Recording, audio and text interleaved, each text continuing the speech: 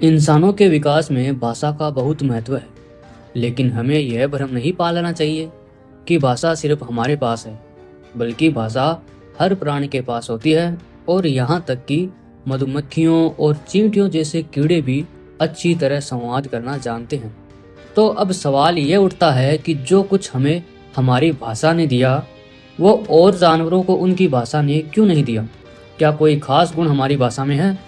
और अगर है तो वो कौन सी अनूठी चीज है जो इसे महान बनाती है? इसका जवाब इस वीडियो में जानेंगे, वो भी तर्कों और उदाहरणों के साथ, ताकि आप इसे गहराई से समझ पाओ। पहले के मानव के पास जो भाषा थी वो बहुत कमजोर थी। वे आपस में उतना ही कम्युनिकेट कर पाते थे जितना कोई दूसरा जानवर।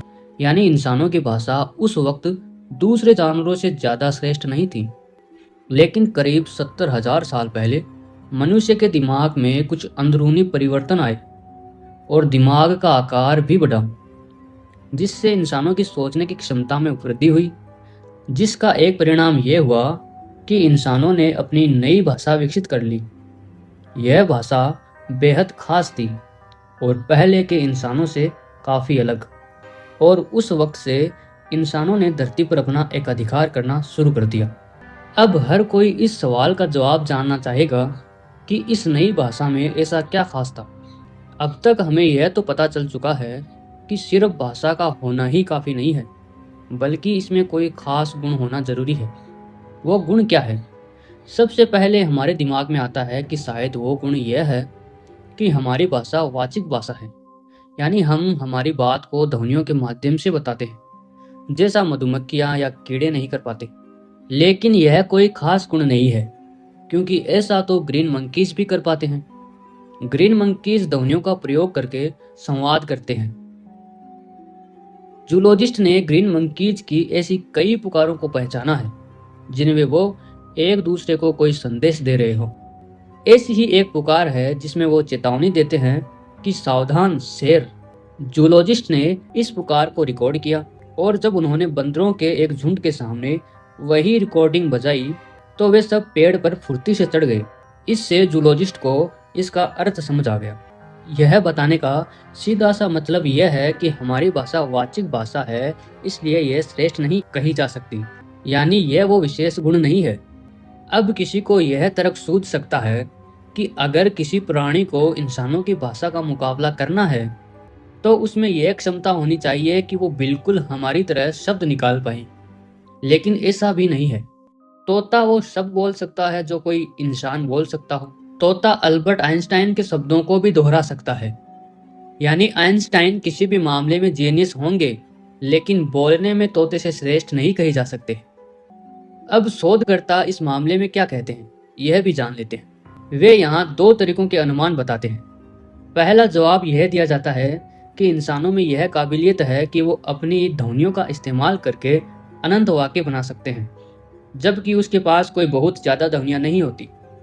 और वो आसपास की अनेकों जानकारियों को ग्रहण कर सकता है, उन्हें याद रख सकता है और सभी जानकारियों को दूसरों को बता सकता है।